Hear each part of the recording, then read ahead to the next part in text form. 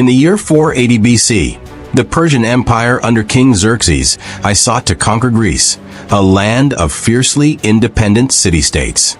Xerxes, following in the footsteps of his father, Darius I, had set his sights on bringing the Greek world into the Persian fold. The Greeks, divided and often at odds with one another, understood the magnitude of the threat they faced. Yet, despite their differences, they rallied together to form an alliance against the overwhelming Persian army. And the Battle of Thermopylae would come to symbolize their resistance. At the heart of this resistance stood King Leonidas of Sparta, a warrior king renowned for his discipline, valor, and leadership. Leonidas' decision to make a stand at Thermopylae was not only strategic, but symbolic. He and his warriors would fight not just for their city-state, but for the freedom of Greece. This story, which began in the shadow of Xerxes' advancing army, would go on to shape the future of the Greek world and inspire generations to come. The Persian Empire was vast, stretching from the eastern lands of modern-day Iran to Egypt in the west. Xerxes, after succeeding his father, Darius, in 486 BC, made it his mission to avenge his father's defeat at the Battle of Marathon in 490 BC and to bring Greece under Persian rule. In 480 BC, he launched an enormous military campaign with the intention of not just conquering but utterly obliterating any Greek resistance. The Greek city-states, on the other hand, had long been in conflict with one another, their alliances fragile at best. However, the Persian threat was too great to ignore, and unity became a necessity. The Spartans, the fiercest warriors in Greece, led by King Leonidas, had been among the first to recognize the danger and offer their assistance.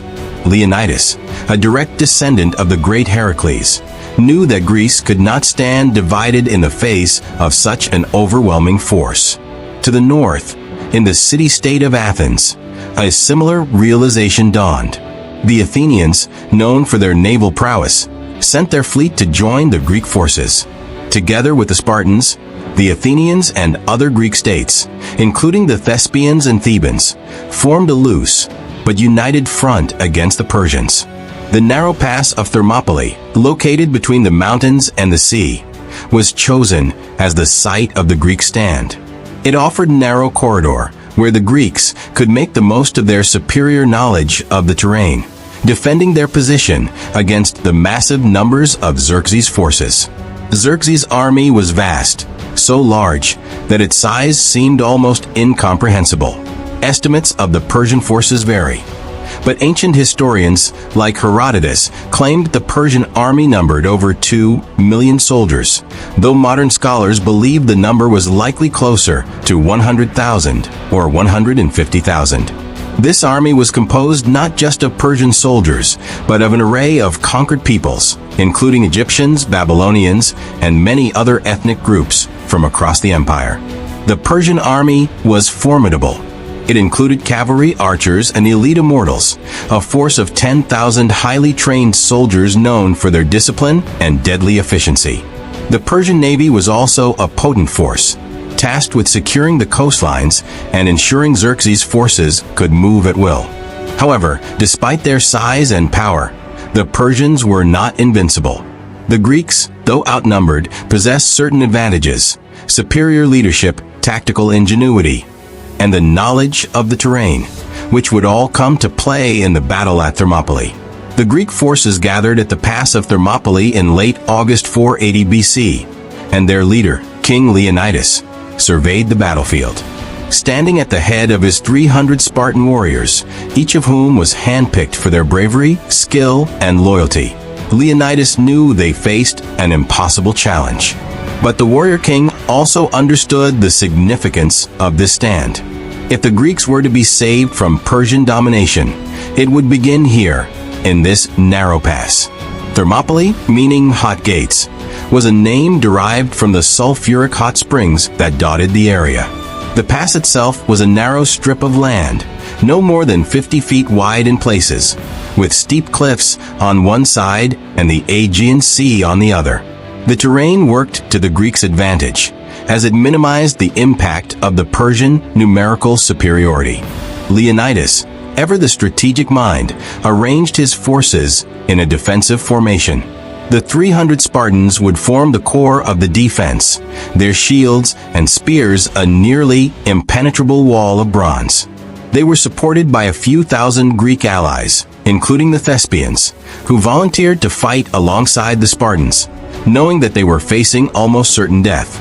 The Greeks knew that they would have to hold the pass for as long as possible. Even though they were vastly outnumbered, their objective was not to win outright, but to delay the Persian advance and buy time for the rest of Greece to prepare for battle. Leonidas understood that this battle was not just for survival. It was for the future of Greece itself. On the first day of battle, Xerxes sent his troops to engage the Greeks. The Persians attacked in waves, with their Immortals leading the charge. However, the narrowness of the pass worked against the Persians.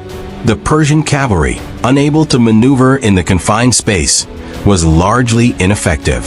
The Persian infantry, despite their numbers, were held at bay by the Greek shield wall. The Greek forces, particularly the Spartans, were highly disciplined. Their hoplite formations, which emphasized unity and coordination, allowed them to repel wave after wave of Persian attacks. The Spartans, with their shields locked together and their spears thrusting in unison, made it nearly impossible for the Persian forces to break through. The Persian archers, though numerous, had little effect on the Greeks due to their heavy armor and disciplined formations.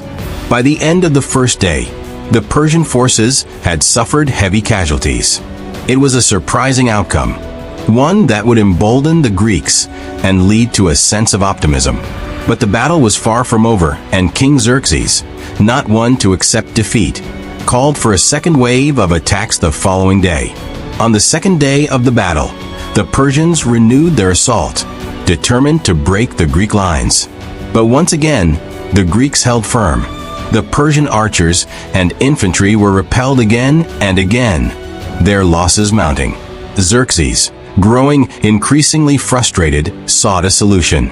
It was then that a traitor named Ephialtes came forward. Ephialtes, a local Greek, offered to reveal a hidden mountain path that would allow the Persians to outflank the Greek forces. The path, which wound through the mountains behind the Greek position, had been carefully guarded by the Greeks, but now it was exposed. Ephialtes, driven by greed or fear, led the Persians through this path under the cover of darkness. By the third day, the Persians had managed to encircle the Greeks, and Leonidas realized that his time had come. Surrounded on all sides, with no hope of reinforcements, the Spartan king made a decision that would forever etch his name in history. He would not flee, he would not surrender. He would die fighting. With his men now surrounded, Leonidas issued his final orders. He sent most of the Greek forces away, ordering them to retreat and save themselves. However, Leonidas and his 300 Spartans, along with a handful of Thespians and Thebans, chose to make a final stand. The battle that followed was brutal. The Greeks fought with the fury of men who knew they would not leave the battlefield alive, but they also knew their sacrifice was for a greater cause. As the Persians closed in, the Spartan warriors stood firm, their shields raised high, their spears thrusting with deadly precision. One by one, the Greek defenders fell, but they inflicted heavy casualties on the Persian army.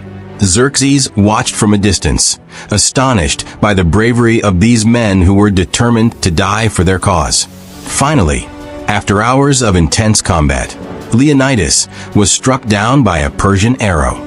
Despite their deaths, the Greeks had won something far more important than a military victory. They had made a statement. They had shown the world that freedom, honor, and courage could triumph even in the face of overwhelming odds. Although the Battle of Thermopylae ended in defeat for the Greeks, it became a turning point in the Greco-Persian Wars.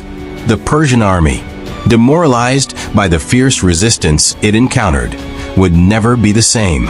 In the months that followed, the Greeks rallied under the banner of freedom, eventually defeating the Persians at the Battle of Salamis and later at Plataea.